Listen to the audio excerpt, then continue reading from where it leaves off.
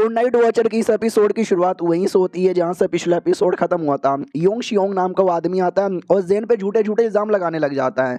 तो सारे ऑफिशियल लोग मीटिंग रखते हैं, राजा के सामने आते हैं। राजा को बोला जाता है कि ऐसी ऐसी बातें, ये लो भाई उसकी ओर से डॉक्यूमेंट है।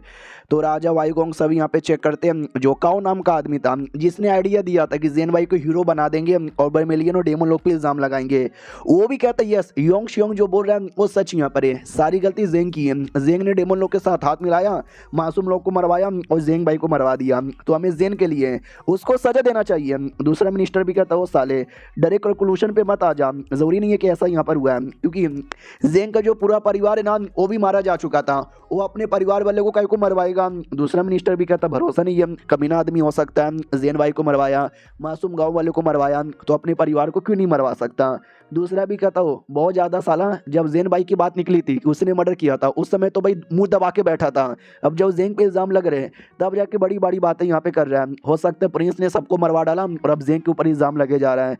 काओ भी कहता है ऐसा हो ही नहीं सकता क्योंकि एक मिस्टीरियस आदमी आया था, तुम लोग मिस्टीरियस आदमी पे कुछ ज़्यादा भरोसा कर रहे हो, जरूरी नहीं है कि कोई मिस्टीरियस आदमी वाकई में ही हो सकता है। अगर वाकई में कोई ऐसा मिस्टीरियस आदमी है वो हमारे सामने आए बताए मैं तो वो मिस्टीरियस आदमी मैंने मारा था।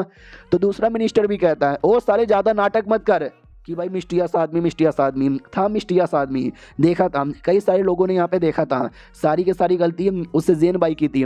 जो सुनते ही बहुत सारे बंदे जेन भाई को सपोर्ट कर रहे थे और बहुत सारे बंदे नहीं कर रहे थे, तो वहीं पे जंग चालू हो जाती है। तो राजा भी कहता चुप हो जाओ, तभी एक मिनिस्टर भी कहता है आई एम सॉरी। मैं तो कहता हूँ भाई साहब को न्याय करना चाहिए, चूज़ वो सिटी के लिए, चूज़ वो सिटी में जो भी लोग मरा था उसके लिए, और जो फैसला आपका होगा ना हम वो यहाँ पे मानने को तैयार है। राजा भी कहता कि ठीक है हम अच्छे से हम पूरा पता करवाएंगे कि भाई किसने किया, जेंग ने किया या मेरे भाई जेन भाई ने किया था। जेन भाई तो मारा जा चुका है, जेंग जिंदा है, जाओ उसको पकड़ के लाओ, और बीच में कोई भी आया जिसने रोका या उसको बचाने की कोशिश की डायरेक्ट मरवा डालना। काओ भी कहता कि ठीक है जैसा आपने बोला हम वैसा करेंगे। अब आते भाई वाई गोंग की ओर और अपने वांग की ओर। उन दोनों को पहले से आइडिया था कि ये जो जेंग कर रहा है ना या देखा जाए तो सही कर रहा है, लेकिन कोर्ट में ये सब नहीं चलता क्योंकि ऐसा करने वालों के साथ वही अंजाम होता है, वो ये बुरा अंजाम, बहुत ज़्यादा बुरा अंजाम। और देख सकते हैं राजा वही कर रहा है, सारे के सारे इल्ज़ाम अचानक सब जेंग के ऊपर यहाँ पे लग चुका है। कल को जेंग को सजाए मौत दे दी जाएगी, उसमें भी कोई हैरानी की बात यहाँ पे नहीं है। क्यों मैंने सही बोला ना, वांग भी कहता है यस या तुमने सही बोला, और ऐसी दो चार बातें करते हैं, उतना डिटेल में मैं नहीं बताने वाला क्योंकि बोरिंग सी बातें यहाँ पे थी। अब आते भाई अपने जेंग की ओर जो सिट में था और सिट में इलाज करवा रहा था। तो सिट का लड़का भी कहता है कि अरे थोड़ा बहुत हालत ख़राब है, ठीक हो जाएगा, दवाई लो और आराम यहाँ पे कर लो। यार तुम कोर्ट के मामले को लेकर हमेशा यहाँ वहाँ भागा फिरी कर रहे हो ना।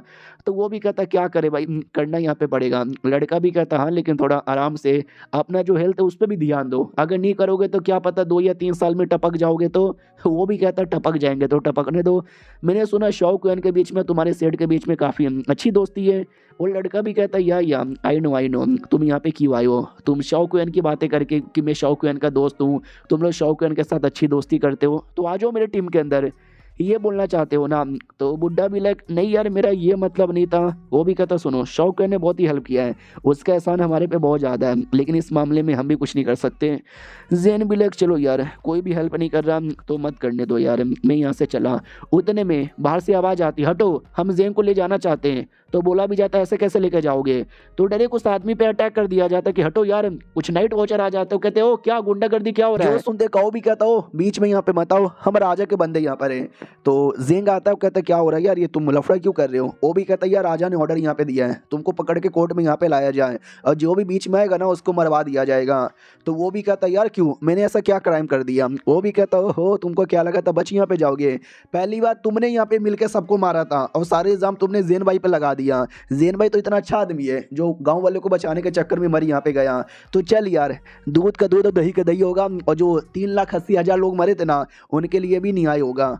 सो जेंग भी लाइक साला उल्टा मेरे को यहाँ पे फंसा रहे हैं। अब यहाँ पे जो प्रिंसेस थी ना उसके पास भी खबर आती कि ऐसी ऐसी बातें, जेंग को पकड़ के यहाँ पे लेके चले गए। और लिटरली भाई सिटी में पहले सब लोग को विश्वास था कि जेंग भाई ने मारा है, लेकिन अब आधे लोग जेंग भाई को सपोर्ट करते हैं और आधे लोग अब जेंग के खिलाफ हो चुके हैं।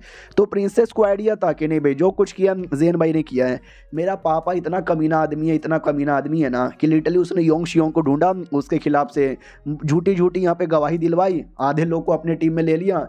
धीरे धीरे सबको अपनी टीम में लेकर कल को ज़ेंग को मरवा डालेगा और अपने भैया को बचा लेंगे। मेरा पापा भी ना, छोड़ो यार, जाओ यहाँ से। उस बॉडीगार्ड को भेजकर ये कोई कहीं आती है उस एरिया में पहले से एक प्रिंस बैठा हुआ था और सेकंड वाली भी वहीं पे थी।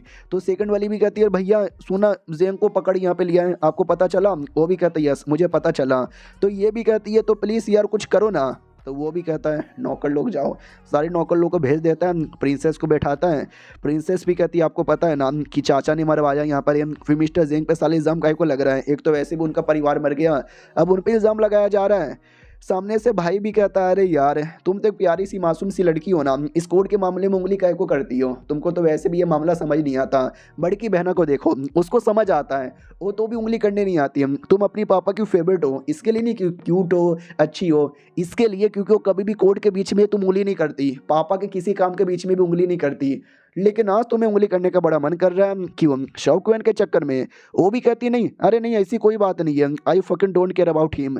उसको वाकई में शौकवेन के साथ लगाव है, वो तो हमको बहुत पहले से पता है, लेकिन अब वो भी अपने आप को शौकवेन से दूर यहाँ पे कर रही है, क्योंकि अब उसको आइडिया लग चुका है कि मैं शौकवेन के लायक यहाँ पे नहीं हूँ। मेरे चाचा ने लाखों लोग को यहाँ पे मरवाया है, तो ऐसे कैसे यार मैं अपने शौकवेन के लायक यहाँ पे बन जाऊँ? देखो यार, इस मांगा में ही मैंने कई बार बताया है आपको कि कोई एक आदमी क्राइम करे तो उसके पूरे परिवार को सजा दिया जाता है, और ये झूठ नहीं है। ऐसा चाइना, कोरिया, जापान में हुआ करता था, और जो नॉर्थ कोरिया है किम जोंग वाला, वहाँ पे तो आज भी ऐसा होता है। हाँ, तो उसका वही कहने का मतलब है कि मेरे चाचा ने इतना बड़ा क्राइम किया है, तो कहीं ना कहीं उसका हमारे ऊपर भी असर यहाँ पे आ चुका है। मे भी अब उतनी अच्छी लड़की नहीं रही, तो मैं जैसी बेकार लड़की शौकवेन के लायक कैसे बन सकती है? पहले ऐसा माना जाता था कि तुम्हारे परिवार में जो जितना बड़ा क्राइम करे उसका थोड़ा थोड़ा असर तुम्हारे पे भी लगता है। इसके लिए बड़ी सैड यहाँ पे थी। भाई भी कहता सुनो यार, अब जो कुछ यहाँ पे हो रहा है होने दो यार, अब राजा जो करना चाहता है करने दो। तुम कोई नहीं हो, मैं भी कोई नहीं हूँ जो उनके बीच में आए और आँख उंगली कर सके, उनको यहाँ पे बोले कि भाई प्लीज़ रुक जाओ, और पापा बोलेंगे ठीक है हम रुक जाते। ऐसा नहीं होता। तो ये भी कहती है तो वो जो मासूम लोग यहाँ पे मारे गए थे उनका क्या यार? मिस्टर ज़ेंग जिनका परिवार मरा था उनका क्या? एट एंड इनको सजा मिल जाएगा, तो यार ये क्या का न्याय हुआ? ये तो अन्याय हुआ ना। तो भाई भी कहता है अन्याय चीज़ ही ऐसा है जो पहले भी होता था, आज भी होता है और आगे भी होगा। ना तुम रोक सकती हो, ना मैं रोक सकता हूँ, ना ये शौकवेन रोक सकता है। और ये चैप्टर यहीं पे ख़त्म हो जाता है। तो हम मिलते हैं किसी और वीडियो में, जब तक के लिए बाय बाय।